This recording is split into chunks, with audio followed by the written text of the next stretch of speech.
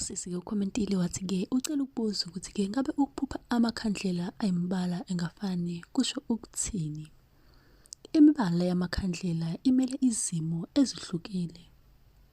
Ukuphupha ikhandlela elimnyama, umsebenzi walo-ke ukususa amabhadi.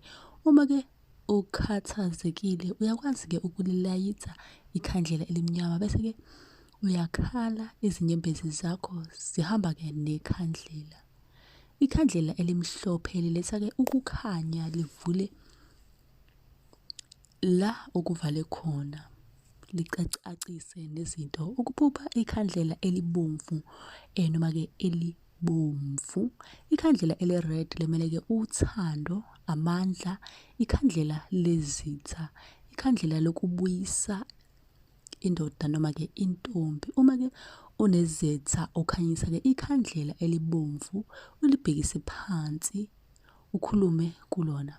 Ukuphupha ikhandlela eluhlaza, u-green, umbala nje u-green. Ikhandlela-ke leli elemali, ikhandlela lomcebo, ikhandlela-ke lempumelelo, umshado-ke nomendo.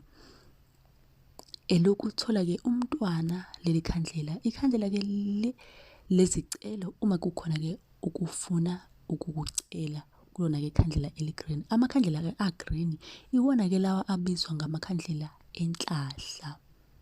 Ukuphupha-ke ikhandlela eli-yellow, umbala-ke o-yellow.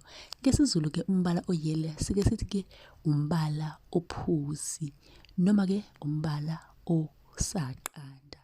Umsebenzi-ke waleli khandlela ukufunda esikoleni nokunqoba-ke abantu.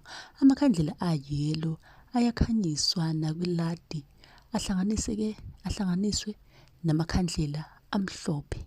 Mlaleli usungashiya umbono wakho la comment section usho ukuthi wena ufuna sikuchazele-ke iphupho elikanjani noma-ke elithini.